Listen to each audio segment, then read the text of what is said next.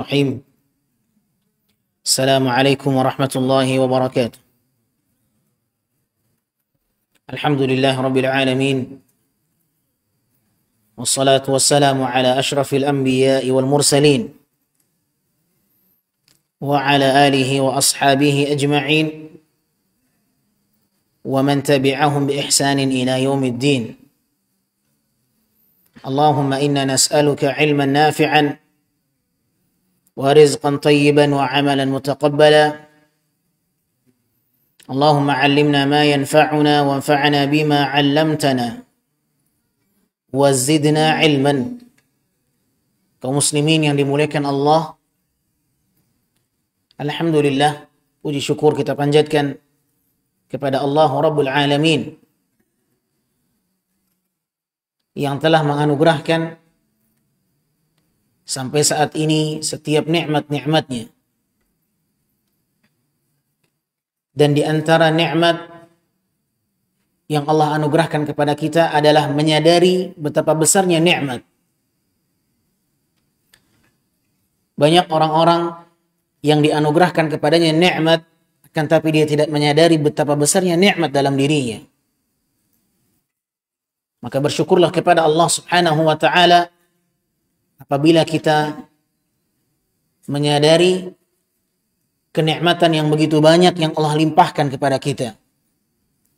Semoga nikmat tersebut menjadikan kita hamba-hambanya yang bersyukur kepada Allah Subhanahu wa ta'ala. Allahumma a'inna ala dzikrika wa syukrika wa husni ibadatik. Ya Allah, bantulah kami untuk senantiasa berzikir mengingatmu, dan bantulah kami untuk senantiasa bersyukur di atas nikmat-nikmatmu, dan bantulah kami untuk memperbaiki bagaimana penghambaan diriku kepadamu. Kaum muslimin yang dimuliakan Allah, salawat beriringkan salam tak lupa kita sampaikan untuk baginda besar kita yang mulia Nabi Muhammad sallallahu alaihi wasallam. Allahumma salli ala Muhammad wa ala ali Muhammad kama sallaita ala Ibrahim wa ala ali Ibrahim innaka Hamidum Majid. Wa barik ala Muhammad wa ala ali Muhammad kama barakta ala Ibrahim wa ala ali Ibrahim innaka Hamidum Majid. Ahibati fillah, saat ini kita memasuki hari Jumat, hari yang sangat dianjurkan untuk memperbanyak salawat. Nabi sallallahu alaihi wasallam menyebutkan, afdalu al-ayyam, inna min afdali ayyamikum yaumul jum'ah.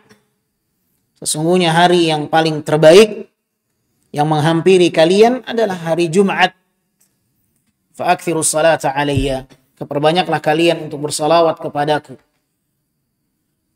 Maka hari ini, di malam hari ini kita telah memasuki hari Jumat, hari di mana seorang muslim dianjurkan untuk memperbanyak salawat kepada Nabi sallallahu alaihi wasallam, dan salawat di hari ini atau di hari-hari 10 awal Dzulhijjah lebih mulia dibandingkan orang yang berjihad fi sabilillah.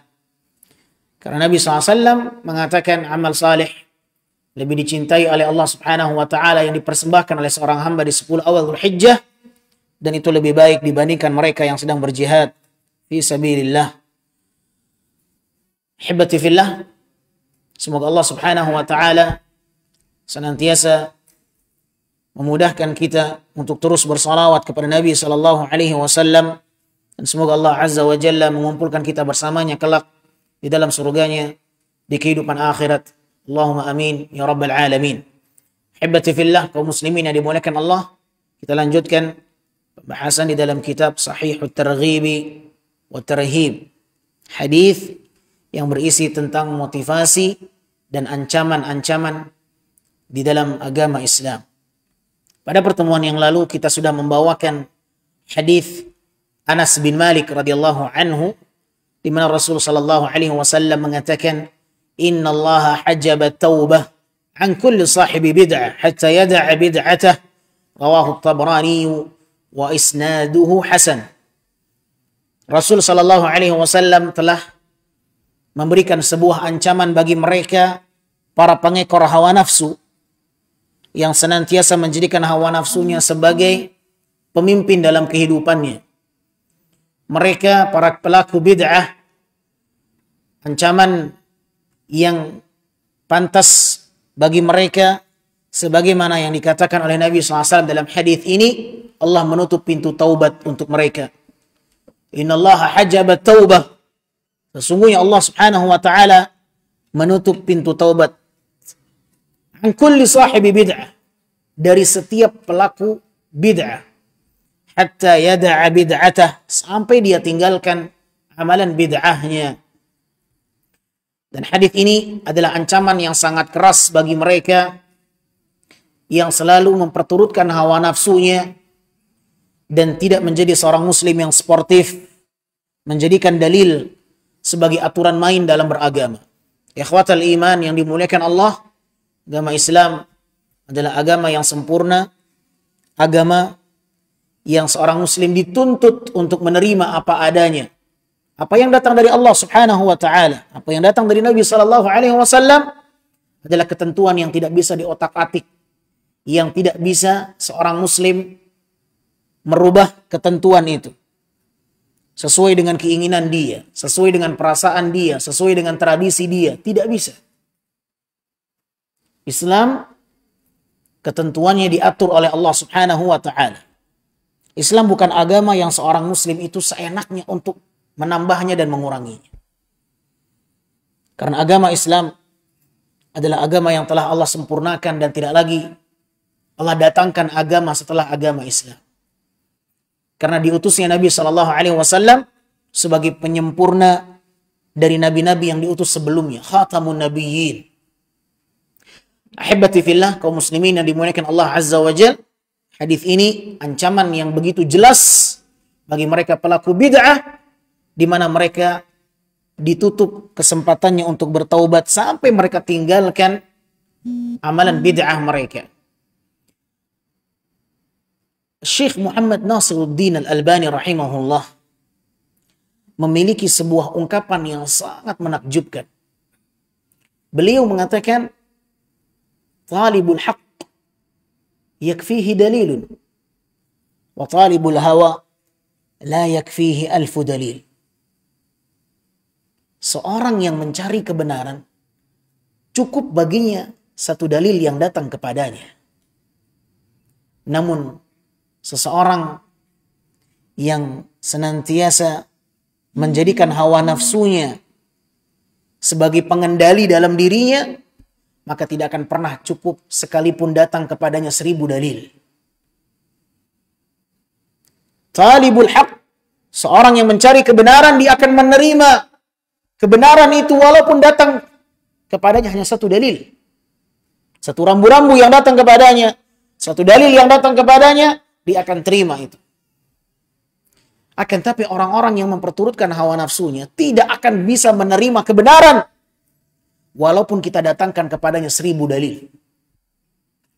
Karena pijakan mereka adalah sesuai dengan hawa nafsunya, bukan apa yang datang kepadanya. Ini prinsip yang sangat luar biasa. Ini ungkapan yang patut untuk ditulis dengan tinta emas dan perak.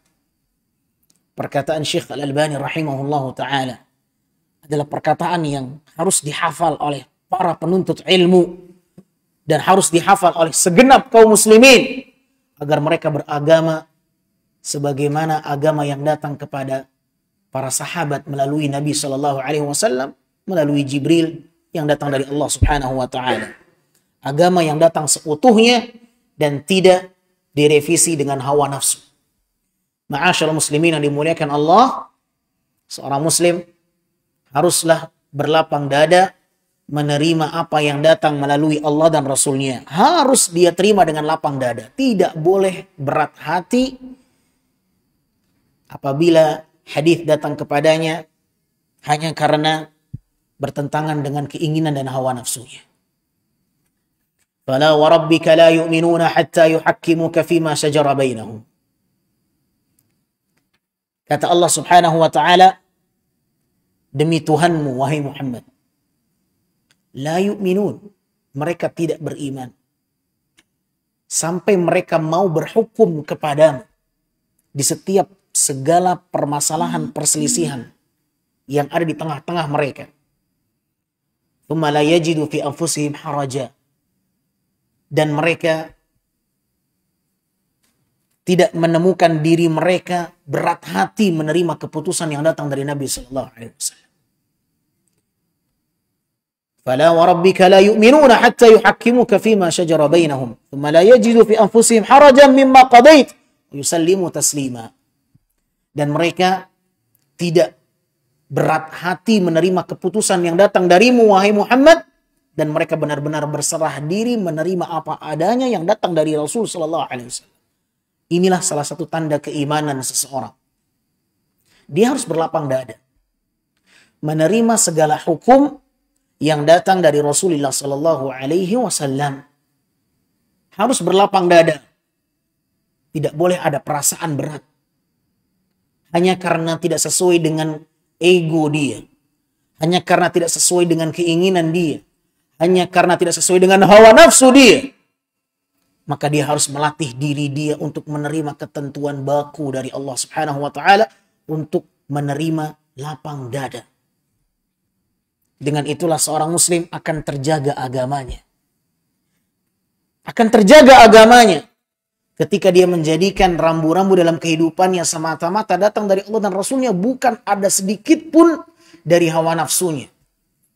Betapa banyak firqah-firqah dhallah, kelompok-kelompok yang sesat, karena mereka memperturutkan hawa nafsunya, bukan menerima apa adanya yang datang dari Allah dan Rasulnya.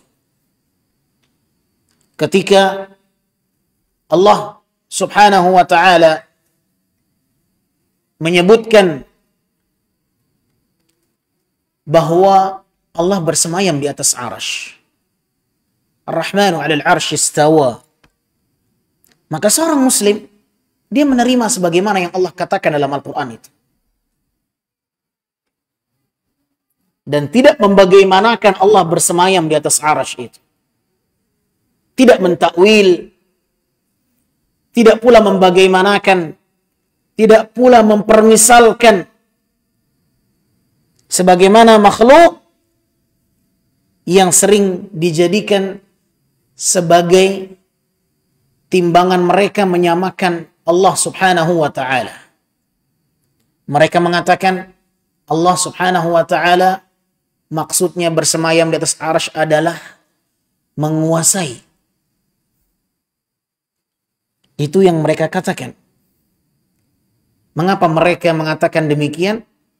Karena kalau sekiranya Allah bersemayam di atas arasy, maknanya secara zahir seperti itu seutuhnya, diterima seperti itu seutuhnya, maka Allah butuh kepada makhluk.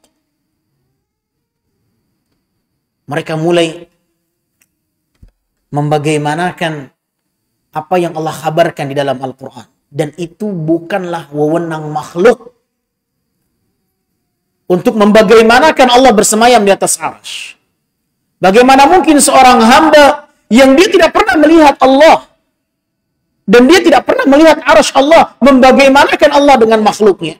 Bagaimana mungkin? Bagaimana dia tahu membagaimanakan Allah bersemayam di atas arasy? Dia sendiri belum pernah melihat Allah. Dia sendiri belum pernah melihat arasy Allah. Sehingga mereka mengatakan maksudnya Allah bersemayam itu adalah istaula. Istawa bimakna istaula. Bersemayam maksudnya adalah istaula, berkuasa. Allah berkuasa. Bukan Allah bersemayam di atas arasy. Karena apabila itu diartikan seutuhnya secara zahir, nas, kata mereka, maka Allah butuh kepada makhluk, Allah butuh kepada arasy. Sebagaimana seseorang yang duduk di atas kursi, artinya dia butuh kepada kursi. Kalau Allah butuh kepada makhluk, berarti Allah tidak pantas menjadi Tuhan. Karena Allah miskin. Dan lain sebagainya. Dan ada perkara bid'ah yang berkaitan dengan keyakinan seseorang. Na'udzubillah.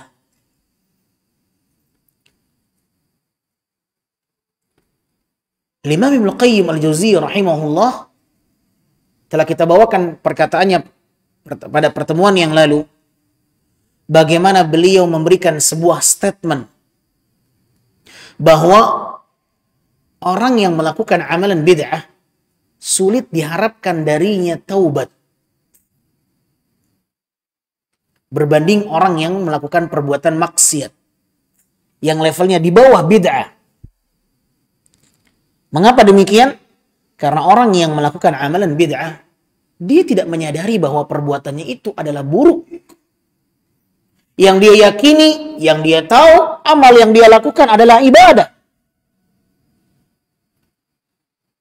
Sehingga bagaimana mungkin seorang bertaubat dari ibadah yang mereka yakini? Makanya seorang apabila telah terjatuh kepada amalan bid'ah, sulit untuk bertaubat kepada Allah Subhanahu wa taala. Mengapa? Karena mereka menyadari perbuatannya bukanlah satu penyelewengan. Yang dia lakukan bukanlah sesuatu yang menyimpang. Akan tapi mereka meyakini yang dia lakukan adalah ibadah nilainya. Bagaimana mungkin saya bertobat dari sesuatu yang itu adalah ibadah? Berbeda halnya dengan orang yang berbuat maksiat yang bukan bid'ah levelnya. Ketika seorang mencuri, ketika seorang berzina, ketika seorang melakukan hal-hal yang terlarang yang jelas. Larangannya dalam Al-Quran, dalam hadis. Ya. Ketika seorang mencuri contohnya, dia sadar bahwa apa yang dia lakukan adalah perbuatan dosa.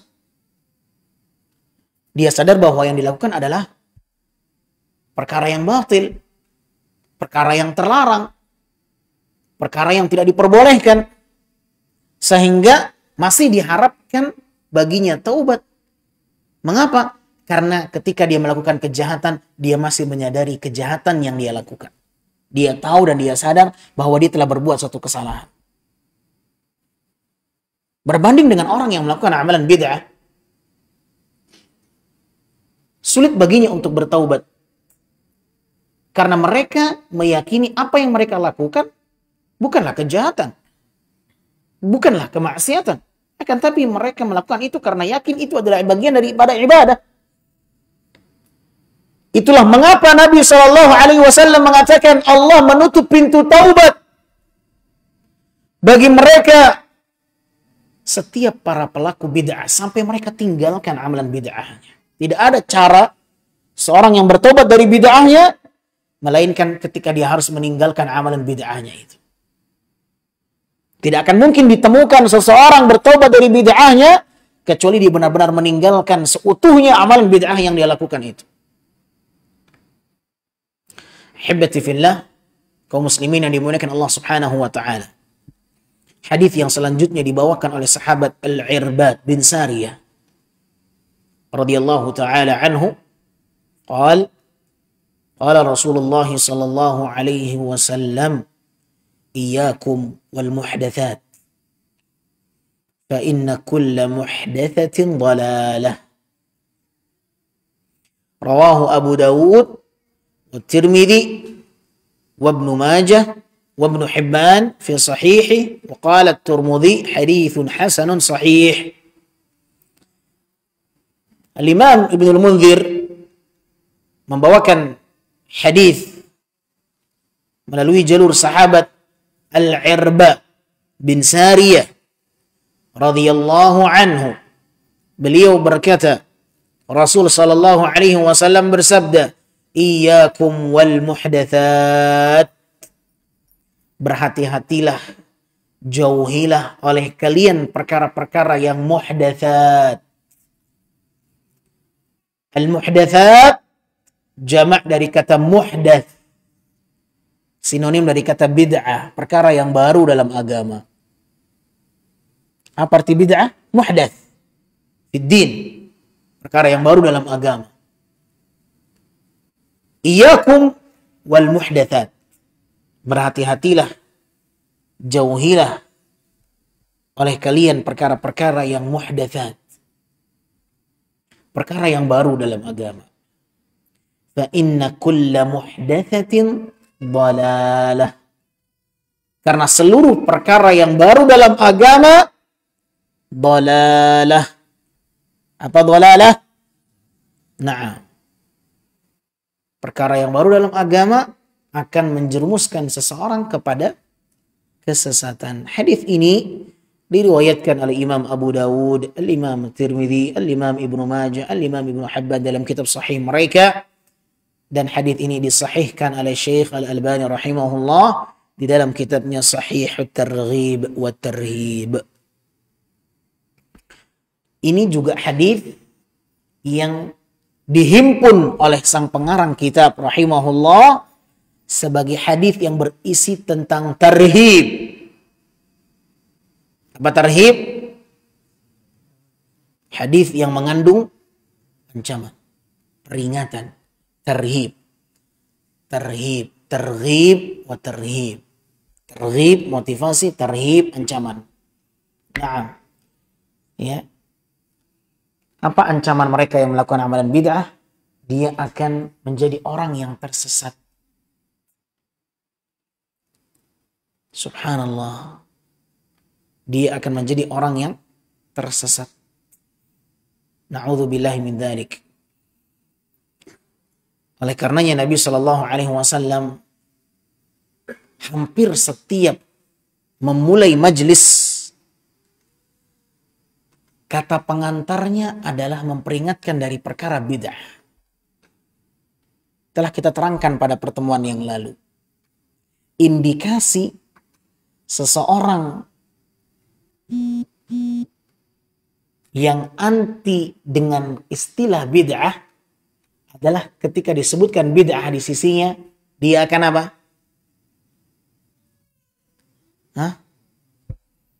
Dia akan menjadi liar, tidak terima. Ya, seakan-akan bid'ah ini satu kata yang tidak sepatutnya diucapkan oleh seorang muslim. Padahal Nabi selalu mengawali majelis ilmunya dengan memperingatkan sahabatnya dengan kata bid'ah itu. Wa inna asdaqal hadithi kitabullah wa khairul hadi hadi Muhammadin sallallahu alaihi wasallam wa syarral umuri muhdatsatuha fa inna kulla muhdatsatin fid din bid'ah kulla bid'atin dhalalah kulla dhalalatin finnar. Itu kata pengantar yang selalu Nabi awali setiap majelis ilmu ketika beliau menyampaikan ilmu kepada para sahabatnya, dan para sahabat adalah orang-orang yang terlatih dengan kata bid'ah. Mereka tidak anti dengan kata itu. Karena mereka tahu bahwa perkara bid'ah ini memang berbahaya. Sehingga mereka tahu konsekuensinya. Nabi peringatkan itu karena Nabi sayang kepada mereka. Tidak sebagaimana sebahagian kaum muslimin menanggapinya dengan pandangan negatif. Dikit-dikit salah, dikit-dikit salah, dikit-dikit salah. Ini sejatinya adalah orang yang kareh kapalo. Keras kepala. Ya. Tujuan kita menyampaikan kepada mereka, mengingatkan mereka agar jangan melakukan perkara bid'ah. Tujuannya karena kita sayang kepada mereka. Dan itulah yang selalu Nabi bawakan di hadapan sahabat-sahabatnya. Nabi selalu mengawali majelisnya dengan memperingatkan mereka dari perbuatan bid'ah. Karena perbuatan bid'ah akan menyesatkan seorang muslim.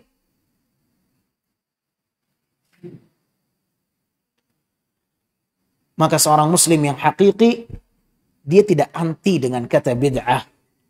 Karena dia tahu itulah kebiasaan Nabi di hadapan sahabatnya. Setiap Nabi memulai majelis, itulah kata pengantarnya, itulah muqaddimahnya. Nabi selalu mengingatkan mereka dari perkara bid'ah. Karena Nabi sayang kepada umat ini. Nabi tidak ingin umatnya ini menambah-nambah perkara yang baru dalam agama. Nabi ingin umatnya itu menerima Islam apa adanya yang datang melalui beliau. Jangan diotak-atik.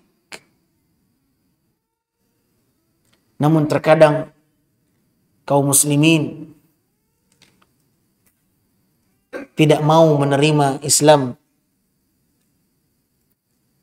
dengan sepenuh hati, sehingga mereka berusaha untuk memodifikasi Islam itu.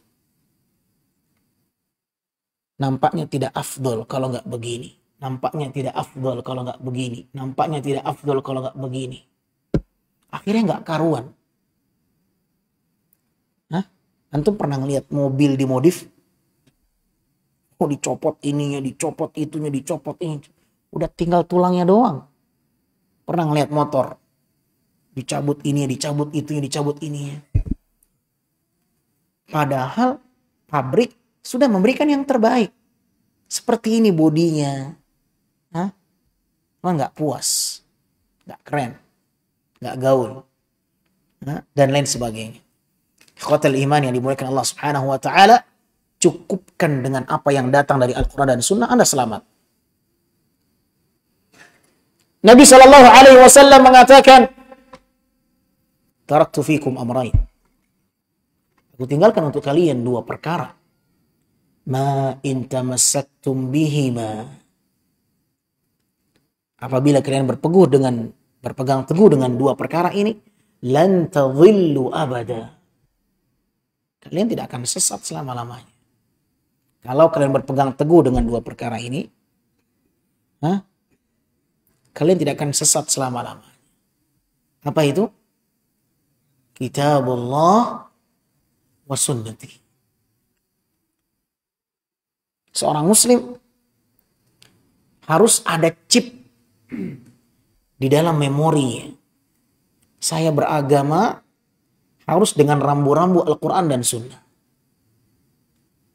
Seorang muslim harus selalu menimbang segala hal dengan timbangan Al-Quran dan Sunnah. Seorang muslim harus menjadikan Al-Quran dan Sunnah sebagai undang-undang dalam kehidupannya seorang muslim. Segala-galanya mereka menimbang dengan timbangan itu. Timbangan Al-Quran, timbangan Sunnah. Timbangan Al-Quran, timbangan As-Sunnah. Amalan ini, amalan itu yang dilakukan oleh orang ini dan begitu. Bagaimana cara mengeceknya? Bagaimana cara tahu ini benar, ini dicontohkan atau tidak? Lihat mana Al-Qur'annya, mana hadisnya. Selesai.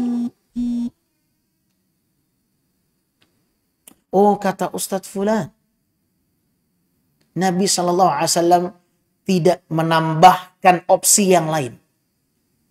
Nabi mengatakan, aku tinggalkan 2. Nabi nggak bilang 3, boleh 4, enggak. Aku tinggalkan 2, kata Nabi SAW. Nabi tutup serapat-rapatnya kemungkinan-kemungkinan yang membuat seorang muslim menjauh dari prinsip dasar. Nabi mengatakan, aku tinggalkan untuk kalian 2. Kalau kalian berpegang teguh dengan 2 ini, lihat, 2. Nabi tidak memberikan opsi lain. Karena akan selamat dari kesesatan. Dan kita harus puas dengan 2 itu. Jangan merasa kurang. Karena itu prinsip dasar. Apabila kalian berpegang teguh dengan 2 itu, lan tadillu abad. Kalian gak akan sesat selama. Maka dalam beragama, hebati fillah, seorang muslim harus kuat. Bagaimana cara dia memiliki kekuatan dalam beragama? Mereka beragama hanya dengan timbangan Al-Quran dan Sunnah. Apa kata Al-Quran? Apa kata Sunnah? Itu yang dia lalui. Itu yang dia telusuri. Itu yang dia ikuti. Bukan apa kata orang. Bukan apa kata tradisi. Bukan apa kata nenek mama. Bukan.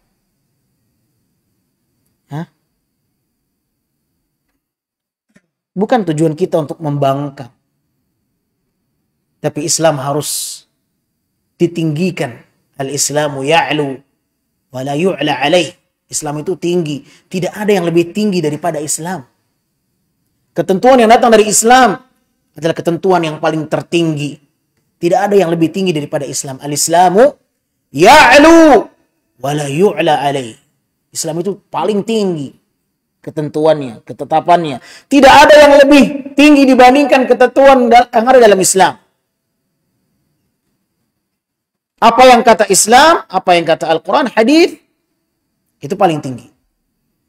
Tidak bisa tradisi lebih hebat dibandingkan apa kata Al-Quran dan hadis. Kaum muslimin yang dimuliakan Allah Subhanahu wa taala, tradisi diperbolehkan.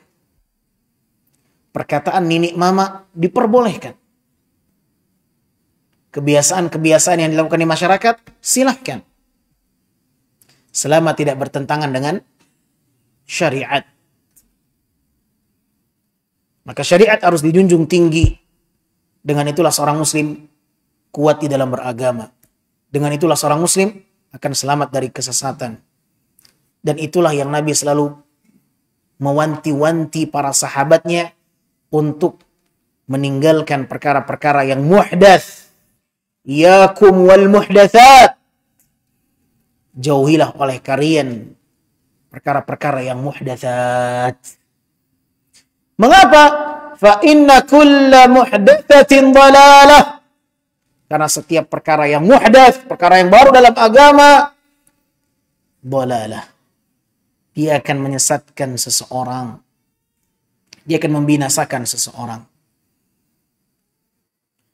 Kaum muslimin yang dimuliakan Allah Subhanahu wa taala, ini yang bisa kita sampaikan pada kesempatan di malam hari yang berbahagia ini.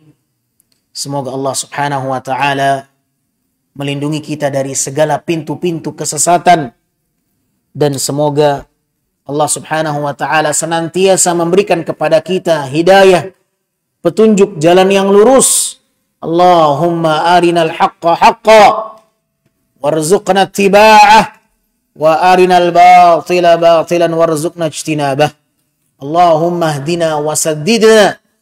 Allahumma hdina wa saddidna.